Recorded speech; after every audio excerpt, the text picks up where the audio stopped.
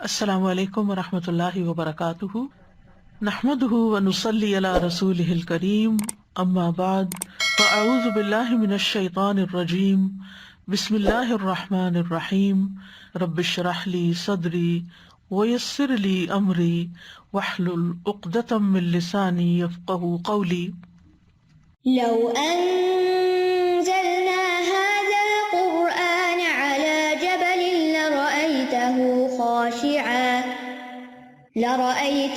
خاشعا متصدعا من خشية الله وتلك الأمثال نضربها للناس لعلهم يتفكرون۔ امثال القرآن پروگرام کے سلسلے میں آج ہم ہدایت کے لیے سینہ کھلنے اور سینہ تنگ پڑنے کی مثال کے بارے میں پڑھیں گے، جو سورۃ الانعام کی آیت نمبر 125 میں بیان ہوئی ہے۔ ارشاد باری تعالیٰ ہے، فمن يرد الله أن يهديه يشرح صدره للإسلام ومن يرد أن يضله يجعل صدره ضيقا حرجا كأنما يصعد في السماء كذلك يجعل الله الرجس على الذين لا يؤمنون۔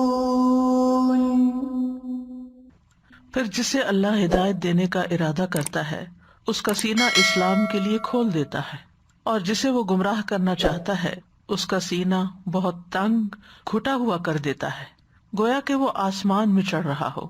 اسی طرح اللہ ان لوگوں پر نجاست ڈال دیتا ہے جو ایمان نہیں لاتے۔ یہ مثال سورۃ الانعام میں آئی ہے۔ اس سے پچھلی آیات میں اللہ تعالیٰ نے ہدایت پانے والوں اور گمراہی میں پڑنے والوں کے لیے روشنی اور اندھیرے کی مثال بیان کی ہے۔ اوامن کان میتا فاحییناہ وجعلنا لہ نورا یمشی بہ فی الناس کمن مثلہ فی الظلمات لیس بخارج منہا، کیا بھلا وہ جو مردہ تھا پھر ہم نے اسے زندہ کیا اور ہم نے اس کے لیے ایک نور بنا دیا جس کے ساتھ وہ لوگوں کے درمیان چلتا ہے، کیا اس کی طرح ہو سکتا ہے جو اندھیروں میں ہے اور ان سے نکلنے والا نہیں ہے۔ اس کے بعد اللہ سبحانہ وتعالیٰ نے کفار کے ایمان نہ لانے کی ایک وجہ بیان کی کہ وہ کہتے تھے کہ ہم اس وقت تک ایمان نہیں لائیں گے جب تک ہمیں بھی وہ نہ دیا جائے جو اللہ کے رسولوں کو دیا گیا ہے، تب ہم ایمان لائیں گے اگر ہمارے اوپر بھی براہ راست وحی آئے، کتاب آئے۔ تو اس کے رد میں اللہ سبحانہ وتعالیٰ نے فرمایا، اللہ اعلم حیث یجعل رسالتہ، اللہ خوب جانتا ہے کہ وہ اپنی رسالت کہاں رکھے، یعنی یہ اللہ کا فیصلہ ہے کہ کس کو رسول بنائے اور کس کو نہ بنائے۔ اس کے بعد یہ مثال بیان کی گئی جس میں اللہ تعالیٰ فرماتے ہیں کہ اللہ جس کو چاہتا ہے ہدایت دینا اس کا سینہ کھول دیتا ہے، یعنی دوسرے لفظوں میں رسالت کی طرح ہدایت دینے کا اختیار بھی اللہ ہی کے ہاتھ میں ہے۔ وہ اپنے عدل کے مطابق، اپنی حکمت کے مطابق جسے چاہتا ہے ہدایت دیتا ہے اور اس کے لیے ہدایت کے راستے آسان کر دیتا ہے، اور جسے چاہتا ہے اس کی سرکشی کی وجہ سے نہیں دیتا اور اس کا سینہ حق قبول کرنے کے لیے گٹ جاتا ہے، تنگ پڑ جاتا ہے۔ تو فرمایا، فَمَن يُرِدِ اللَّهُ أَن يَهْدِيَهُ یشرح صدرہ للاسلام، جس کے ساتھ اللہ ارادہ کرتا ہے کہ اسے ہدایت سے نوازے، اسے ہدایت عطا کرے۔ تو یہاں پر لفظ یرد اللہ استعمال ہوا ہے، یرد اراد یرید سے ارادہ کرنا۔ جیسا کہ ہم جانتے ہیں کہ اللہ تعالیٰ کے ارادے کی دو قسمیں، ارادہ کونیہ قدریہ اور ارادہ دینیہ شرعیہ۔ ارادہ کونیہ قدریہ مشیت کے معنوں میں بھی آتا ہے، یعنی جو اللہ چاہتا ہے وہ ہوتا ہے، جو اللہ نہیں چاہتا وہ نہیں ہوتا۔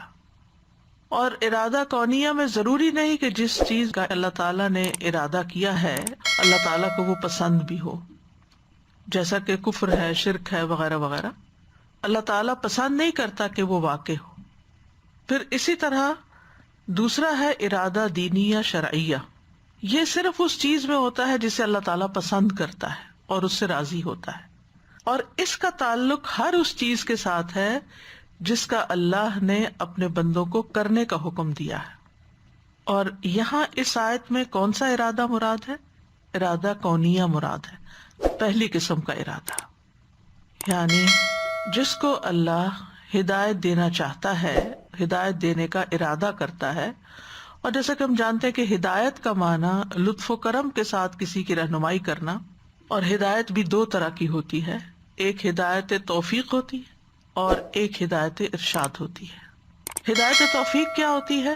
کہ اللہ تعالی کی طرف سے اذن ہو جائے کسی بندے سے کسی نیک کام کے کرنے کا، یعنی اللہ کی توفیق مل جانا کہ کوئی ایمان لے آئے، کوئی عمل صالح کرے، کوئی خیر کے کام کرے، تو یہ ہدایت توفیق ہوتی ہے. تو یہاں مراد ہدایت توفیق ہی ہے، کیونکہ ہدایت ارشاد جو ہوتی ہے وہ اللہ کی طرف سے بھی ہوتی ہے، جیسے وحی کے ذریعے جو احکامات ہمیں بھیجے، اور پھر علماء اور انبیاء اور یہ سب بھی آگے اس کی وضاحت کرتے ہیں، لوگوں کے سامنے بیان کرتے ہیں. یعنی جو تعلیم والی، ارشاد والی ہدایت ہے وہ تو سب کے لیے، اللہ نے قرآن سب کے لیے اتارا ہے، ہدی للناس، سارے انسانوں کے لیے. لیکن کیا سارے انسان اس سے ہدایت پاتے ہیں؟ نہیں، صرف وہی پاتے ہیں جن کو اللہ تعالیٰ توفیق دیتا ہے ہدایت پانے کی. تو فَمَن يُرِدِ اللَّهُ أَن يَهْدِيَهُ، جس کے ساتھ اللہ ارادہ کرتا ہے کہ اس کو ہدایت دے، یعنی سیدھے رستے پر چلنے کی توفیق عطا کر دے، تو اس کے لیے وہ کیا کرتا ہے، اس پر کیا فضل فرماتا ہے، کیا انعام فرماتا ہے؟ یشرح صدرہ للاسلام، اس کا سینہ اسلام کے لیے کھول دیتا ہے، اس کا شرح صدر ہو جاتا ہے. شرح کا مطلب ہوتا ہے شرحت اللحم، گوشت کے ٹکڑے لمبے لمبے پتلے پتلے کاٹ کے اس کو پھیلا دینا. یعنی وہ ایک بوٹی کی شکل میں تھا، آپ نے اس کو سلائس کر کے کافی جگہ پر سپریڈ کر دیا، وہ جو اتنی سی جگہ لے رہا تھا اب وہ پھیل گیا. اسی طرح تشریح کا لفظ جو ہے تشریح الابدان، ڈائسیکشن کے لیے استعمال ہوتا ہے، کھولنے کے لیے. اور شرح صدر سے مراد مانوی طور پر اس کو کھولنا ہے، کھلا کرنا، وسیع کرنا، فزیکلی نہیں. یعنی کوئی ہارٹ سرجری مراد نہیں ہے، بلکہ اس سے مراد اللہ سبحانہ تعالیٰ کا انسان کے سینے میں نور ڈال دینا، سکون اور اطمینان ڈال دینا، جس کی وجہ سے وہ بہت وسیع ہو جاتا ہے، کھلا ہو جاتا ہے، اس کے اندر ایکسیپٹنس بڑھ جاتی ہے. اسی کی دعا حضرت موسیٰ علیہ السلام نے کی تھی، قال رب اشرح لی صدری، اے میرے رب میرا سینہ کھول دے، یعنی وسیع ہو جائے کہ میں تیرے ہر حکم کو قبول کر لوں. نبی صلی اللہ علیہ وسلم کے بارے میں فرمایا الم نشرح لک صدرک، کیا ہم نے آپ کا سینہ آپ کے لیے کھول نہیں دیا؟ پھر اسی طرح سورۃ زمر میں آتا ہے افمن شرح اللہ صدرہ للاسلام، کیا بھلا وہ جس کا سینہ اللہ نے اسلام کے لیے کھول دیا، یعنی اس کے اندر ایکسیپٹنس کا لیول بڑھ گیا، اس کے لیے حق کو قبول کرنا بہت آسان ہو گیا، اس نے حق کو ویلکم کیا، کسی بھی چیز کو حق کی قبولیت کے راستے میں رکاوٹ نہیں بننے دیا، کوئی چیز آڑے نہیں آئی، جو حق آیا اندر آتا چلا گیا، اور اتنی جگہ تھی کہ اس نے اس کو قبول کر لیا اور مزید اس کے اندر وسعت پیدا ہو گئی. اور یہ اللہ تعالیٰ کا بہت بڑا انعام ہوتا ہے کسی کے لیے. ورنہ ہم دیکھتے ہیں کہ بہت سے لوگ ایسے تھے جو نبی صلی اللہ علیہ وسلم کی بات کو سن نہیں پاتے تھے، وہ کہتے تھے لا تسمعوا لهذا القرآن، وہ سننا بھی نہیں چاہتے تھے، والغوا فیہ، شور مچاؤ اس میں، کوئی سننے نہ پائے، کسی کے کان تک نہ پہنچے، یعنی اتنی ریزسٹنس تھی. لیکن جن لوگوں کے سینے کھل گئے، ان کو ہدایت مل گئی، ان کی اللہ کی کتاب سے وحی سے محبت بڑھ گئی. خود نبی صلی اللہ علیہ وسلم کیا چاہتے تھے کہ جبریل علیہ السلام جلد سے جلد آیا کریں، ان سے ملاقات زیادہ ہو، زیادہ سے زیادہ کچھ سیکھ سکیں. اور صدر سینے کے لیے استعمال ہوتا ہے جس میں دل ہوتا ہے، اس کی جمع صدور ہوتی ہے، وحصل ما فی الصدور. تو شرح صدر سے مراد پھر کیا ہوا؟ سینے کا وسیع ہو جانا، ہدایت کے لیے کھل جانا. اور للاسلام، اسلام کا مطلب ہوتا ہے اپنے آپ کو اللہ کے حکم کے تابع کر دینا، اپنے آپ کو اللہ کے سپرد کر دینا. اور یہاں اسلام سے مراد توحید اور ایمان ہے. ابن جریج کہتے ہیں کہ جب وہ یہ آیت پڑھتے تھے فَمَن يُرِدِ اللَّهُ أَن يَهْدِيَهُ يَشْرَحْ صَدْرَهُ لِلْإِسْلَامِ، تو کہتے کہ اس سے مراد ہے لا الہ الا اللہ، یعنی لا الہ الا اللہ کے کلمے کے لیے انسان کے سینے میں بہت وسعت پیدا ہو جاتی ہے. یعنی وہ لا الہ الا اللہ کو بہت خوشی کے ساتھ قبول کر لیتا ہے. انسان کے لیے اسلام کو قبول کرنا آسان ہو جاتا ہے. اور اسی طرح توحید کی بات اس کے دل کو خوش کر دیتی ہے. ابن عباس اس آیت کے بارے میں کہتے ہیں کہ اللہ اس کے دل کو توحید اور ایمان کے لیے کشادہ کر دیتا ہے، یعنی اٹ میک سینس ٹو ہم، اور وہ اس کی تلاش میں ہوتا ہے، اور جب وہ چیز مل جاتی ہے تو اس کو خوشی سے قبول کر لیتا ہے. اسلام پر عمل کرنا اس کے لیے آسان ہو جاتا ہے. اسلام کے ہر حکم کو دل کی خوشی کے ساتھ قبول کرتا ہے. وہ قرآن پڑھتا جاتا ہے اور اس کا دل کھلتا چلا جاتا ہے، اس کا اطمینان قلب بڑھتا چلا جاتا ہے، اس کے سینے میں وسعت پیدا ہوتی چلی جاتی ہے. یعنی ایسا انسان جو ہے، جتنے بھی اسلام کے شاعر ہیں یا احکامات ہیں، ان میں اس کو کوئی اعتراض نہیں ہوتا، ان کو سمجھنے میں اس کو کوئی مشکل نہیں ہوتی، ان کی وہ بہت کوئی لمبی چوڑی ایکسپلینیشن نہیں چاہتا ہوتا. وہ کہتا ہے میرے رب کا حکم ہے، میرے لیے یہی کافی ہے کہ میرے رب نے حکم دیا ہے. آپ دیکھیں بندوں میں سے بھی جس سے آپ کو محبت ہوتی ہے، جس پر آپ کا اعتماد ہوتا ہے، اس کی چھوٹی سی بات بھی آپ کے لیے بڑی امپورٹنٹ ہوتی ہے. وہ بڑے سے بڑا مشکل کام بھی آپ کو کہہ دے تو آپ کے لیے بوجھ نہیں ہوتا، آپ اس کو خوشی کے ساتھ کرتے ہیں، دل کی وسعت کے ساتھ کرتے ہیں، محبت کے ساتھ کرتے ہیں. تو یہی حال ہوتا ہے اس شخص کا جس کا سینہ کھول دے اللہ، کہ پھر وہ خوشی کے ساتھ اللہ تعالیٰ کے ہر حکم کو قبول کرتا ہے.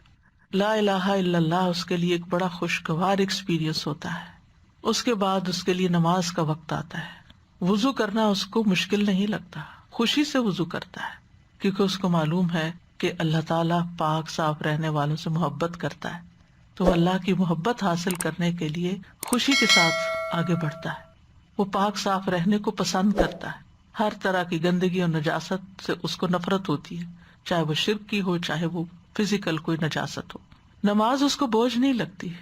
اس کے برعکس منافق کا حال آپ دیکھیں، وَإِذَا قَامُوا إِلَى الصَّلَاةِ قَامُوا كُسَالَىٰ، حتیٰ کہ اس کو تہجد پڑھنا بھی خوشگوار ایکسپیرینس لگتا ہے. جب سارے لوگ سو رہے ہوتے ہیں تو اس کو اٹھنے میں لذت آتی ہے.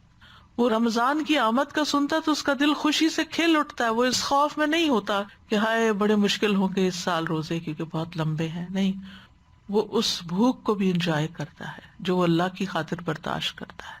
وہ ضبط نفس، اپنے نفس کی خواہشات پہ کنٹرول کرتا ہے کیونکہ اس کے سینے میں ایک وسعت ہوتی. وہ حج کے سفر کو مشقتوں بھرا ہونے کے باوجود بھی انجوائے کرتا ہے. وہ اللہ کے راستے میں زکوٰۃ دیتا ہے یا صدقات دیتا ہے تو دے کر خوش ہوتا ہے. دینے سے اس کے دل میں اور وسعت آتی ہے کیونکہ اللہ تعالیٰ اس کے لیے یہ عمل آسان کر دیتا ہے. فَأَمَّا مَنْ أَعْطَى وَاتَّقَى وَصَدَّقَ بِالْحُسْنَى فَسَنُيَسِّرُهُ لِلْيُسْرَى، یعنی اللہ تعالیٰ اس کے لیے یہ سارے کام آسان کر دیتے ہیں. یہی چیزیں جو دوسروں کو بڑی مشکل لگتی، کسی کو کچھ دینا، آتا، ہر طرح کی خیر بانٹنا، وَاتَّقَى اللہ کا خوف، اللہ کا تقوی اختیار کرنا، اور بھلائی کی بات، سچی بات کی فوراً تصدیق کرنا. اللہ کا بالکل ٹھیک ہوگا، نو پرابلم، کیونکہ دل کھلا ہے نا، ہر چیز کو وہ ویلکم کر رہا ہے. اور اللہ تعالیٰ بھی اس کے لیے رستے آسان کرتے ہیں، حتیٰ کہ جنت کا رستہ بھی اس کے لیے آسان کر دیتے ہیں. اس کے برعکس وَأَمَّا مَن بَخِلَ وَاسْتَغْنَىٰ وَكَذَّبَ بِالْحُسْنَىٰ فَسَنُيَسِّرُهُ لِلْعُسْرَىٰ، اس دوسرے شخص کے لیے تنگیاں ہو جاتی، دل بھی گھٹا بخل کی وجہ سے، اور باقی کام بھی اس کو بڑے مشکل لگتے ہیں. تو کوئی بھی حکم ہو، حجاب کا حکم ہو، سود سے بچنے کا ہو، کچھ بھی، کوئی قضاء و قدر کا معاملہ ہو، اس کی زندگی میں کوئی مشکل وقت ہو، وہ اللہ کے ہر فیصلے پہ راضی ہوتا چلا جاتا ہے، اس کا شرح صدر ہوتا چلا جاتا ہے. وہ ان تمام اعمال پر خوشی اور مسرت اور خندہ پیشانی سے عمل کرتا ہے جو اللہ اور اس کے رسول صلی اللہ علیہ وسلم کی طرف سے اس کو پہنچتے ہیں. نبی صلی اللہ علیہ وسلم کیوں فرماتے تھے کہ وَجُعِلَتْ قُرَّةُ عَيْنِي فِي الصَّلَاةِ، میری آنکھوں کی ٹھنڈک نماز میں، کیونکہ شرح صدر ہے کہ میرے رب کے ہر حکم، ہر فیصلے کے اندر خیر ہی خیر ہے، بھلائی بھلائی، اسی میں میرا فائدہ ہے. چاہے مجھے یہ کام مشکل لگتا ہے لیکن میرا فائدہ اس میں ہے. تو وہ شخص حق کا اعتراف کرتا ہے، نیکی کر کے خوش ہوتا ہے. وہ جنت کے حصول کے لیے اپنی انا قربان کر دیتا ہے. وہ ہر طرح کی مشکلوں کو پار کرتا چلا جاتا ہے، ہر طرح کے امتحان سے خوشی کے ساتھ گزرتا چلا جاتا ہے. وہ اللہ تعالیٰ کے احکامات کے آگے جھکتا چلا جاتا ہے.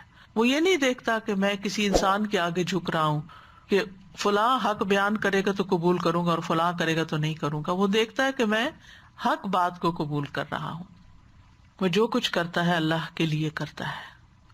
اور اصل میں تو اللہ سبحانہ وتعالیٰ نے ہر نفس کے اندر فجور اور تقویٰ تو رکھ ہی دیا ہے، اور جو اپنا تزکیہ کرتا رہتا ہے وہی فلاح پاتا ہے، اور جو اس کو آلودہ کر لیتا ہے وہ نامراد ہو جاتا ہے. تو ہر شخص کے سامنے دونوں راستے ہیں، وہ فجور کے راستے کی طرف جائے اور اس سے خوشی پائے، یا وہ تقویٰ کے راستے کی طرف جائے اور اس سے خوش ہو، اور اس کے اندر ایک اطمینان ہو دنیا میں بھی، موت کے وقت بھی، یا ایتھا النفس المطمئنہ ہو، اور پھر مرنے کے بعد قبر میں بھی، اور پھر قیامت کے دن بھی. اور یہ ایکسپیرئنس انسان کو زندگی کے ہر مرحلے میں ہوتے ہیں کہ وہ کس کام سے خوش ہوتا ہے، کیا چیز اس کی خوشی میں اضافے کا باعث بنتی ہے، اور کس چیز سے وہ تنگ دل ہوتا ہے. ہم میں سے ہر ایک کے لیے ایک کرائٹیریا ہے یہ دیکھنے کے لیے کہ ہمارا سینہ حق کے لیے کھلا ہے یا ہمارا سینہ باطل کی طرف جاتا ہے، یعنی اس کا شرح صدر غلط کاموں سے ہوتا ہے اور برائی کی طرف لپکتا ہے. کیونکہ اس کے برعکس وَمَن يُرِدْ أَن يُضِلَّهُ يَجْعَلْ صَدْرَهُ ضَيِّقًا حَرَجًا، اور جس کو اللہ تعالیٰ گمراہ کر دیتا ہے، یعنی گمراہ کرنے کا ارادہ کرتا ہے، اس کا سینہ تنگ اور گھٹا ہوا کر دیتا ہے. یُضِلَّ اضل یُضِلُّ اضلال سے ہے دوسرے کو گمراہ کرنا.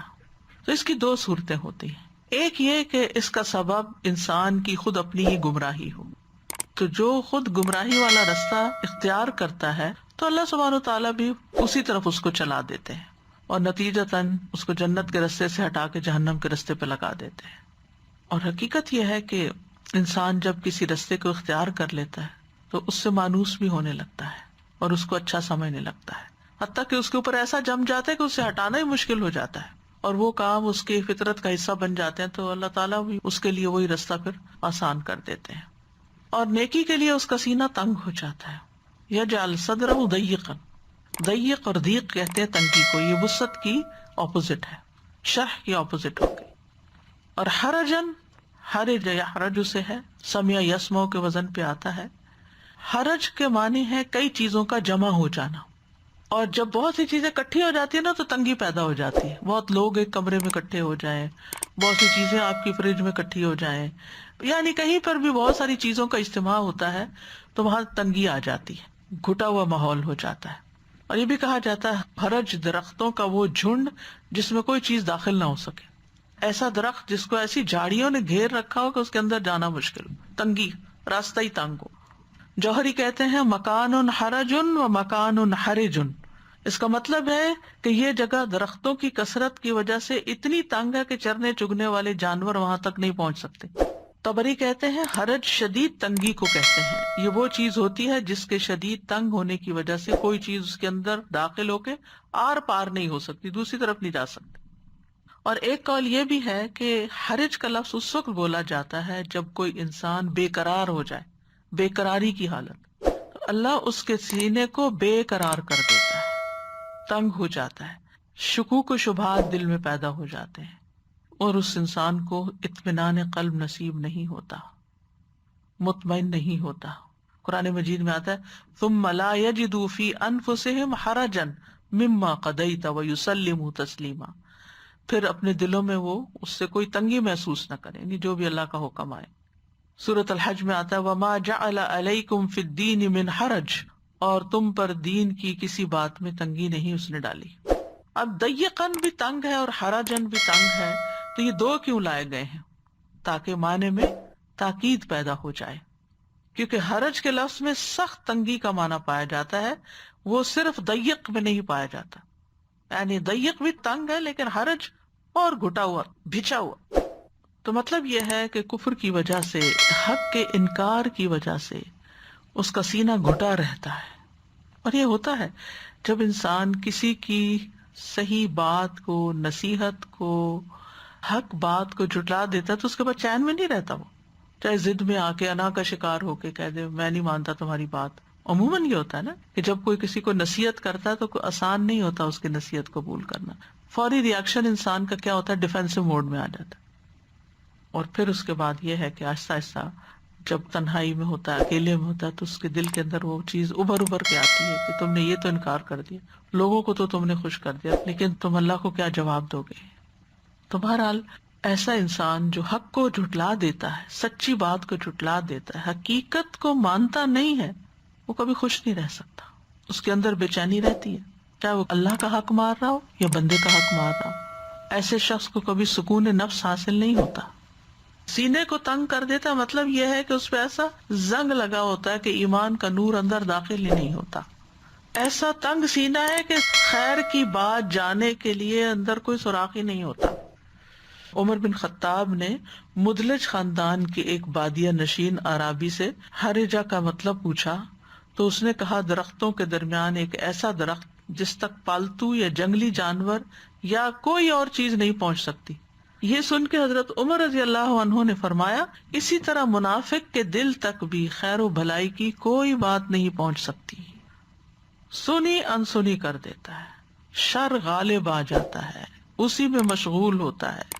اللہ تعالیٰ پھر ایسے بندے کو اپنے راستے سے روک دیتا ہے، اس کو بے یار و مددگار چھوڑ دیتا ہے، اس سے خیر دور ہو جاتی. کیونکہ حدیث میں آتا ہے من یرد اللہ بہ خیرا یفقہہ فی الدین، جس سے اللہ بھلائی کا ارادہ کرتا ہے اس کو دین کی سمجھ عطا کر دیتا. یعنی دین سیکھنے کے لیے، دین کو جاننے کے لیے اس کے اندر ایک شوق پیدا ہو جاتا ہے. لیکن ادروائز اس کا سینہ تنگ ہو جاتا ہے. کتنا تنگ؟ اب مثال سے سمجھایا. یہاں ہے وہ مثال، کأنما یصعد فی السماء، گویا کہ وہ آسمان کی طرف چڑھ رہا ہو.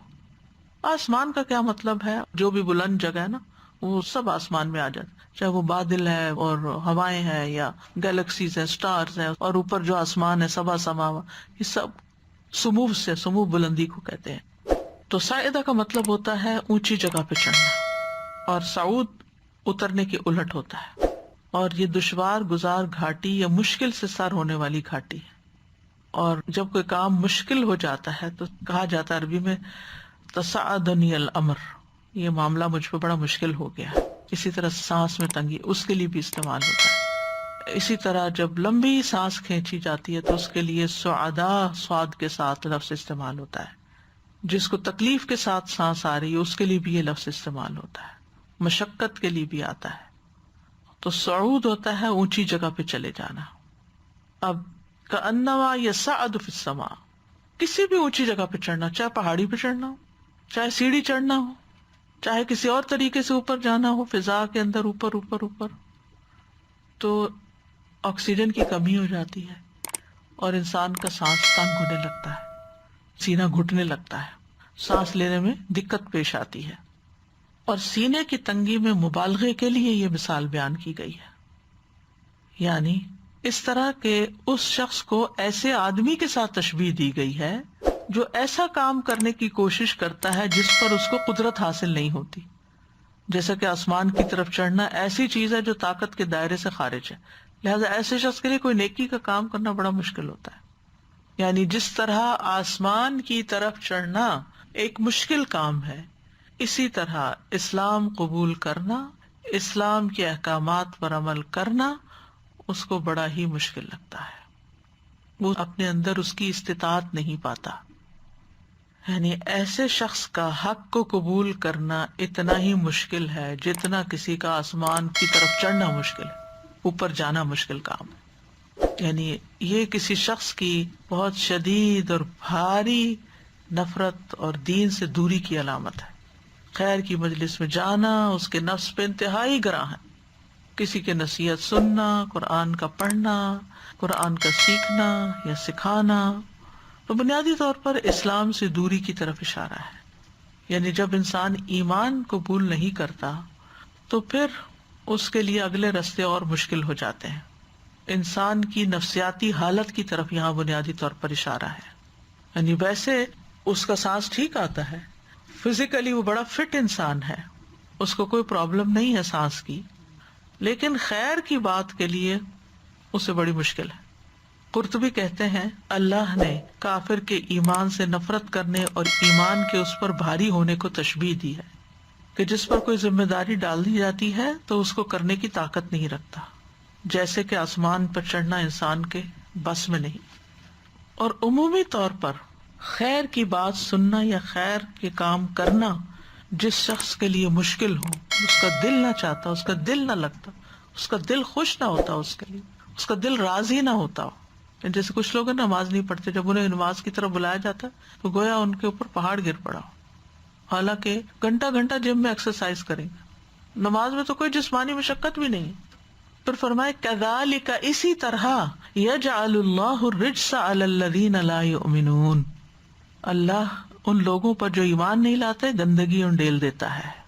رجس کا لفظی معنی ہوتا ہے گندگی کا. ابن زید کہتے ہیں اس سے مراد ہے عذاب. ابن عباس کہتے ہیں اس سے مراد شیطان ہے، یعنی اللہ تعالیٰ اس پر شیطان کو مسلط کر دیتا ہے، شیطان اس پہ قابو پا لیتا ہے، جو اس کو ایمان کے قریب نہیں پٹکنے دیتا یا دین کے قریب نہیں آنے دیتا.